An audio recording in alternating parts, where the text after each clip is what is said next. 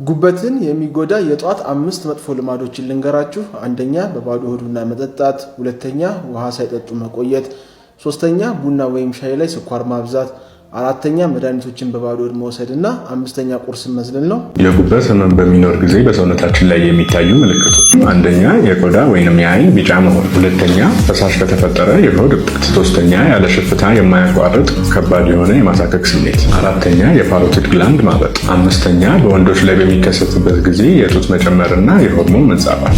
የጉበት በሽታ ያለበት ሰው ምን አይነት አመጋገብ ሁኔታ መከተል ይገባል የሚለው የጉበት በሽታ ያለበት ሰው መከተል ያለበት አመጋገብና አኗኗር ዘይቤ ማንኛውም ለጤነኛ ሰው የሚመከር ነው። የተለየ ነገር የለም። ድሮ ምንድነው የሚባለው? ጉበት በሽታ ያለበት ሰው ስጋ እንዳይበላ፣ ወተት እንዳይጠጣ፣ እንቁላል እንዳይበላ፣ ፕሮቲን ነክ ነገር እንዳይጠቀም ነው የሚባለው። ይሄ በጣም አደገኛ ነው። ምክንያቱም እነኚህ ፕሮቲን ይባላሉ። ቀይ ስጋ፣ ወተት፣ እንቁላል፣ እጽዋትና ከእንስሳ የሚመጣ ፕሮቲን ሁለት አይነት አለ። ሁለቱም አይነት ፕሮቲን በጣም አስፈላጊ ነው። ጡንቻ ያስፈልጋል። የጉበት በሽታ ያለበት ሰው ጡንቻ ለማግኘት ደግሞ ሰው ፕሮቲን ማግኘት አለበት።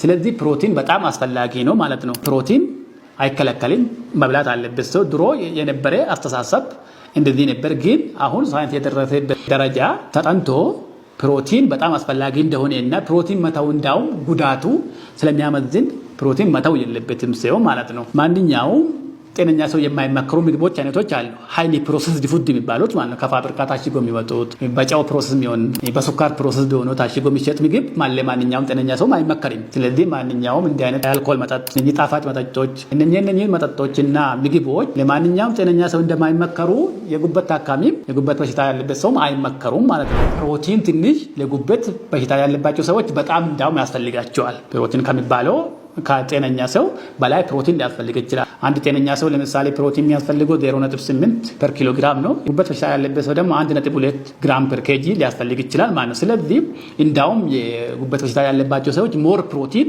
ያስፈልጋቸዋል።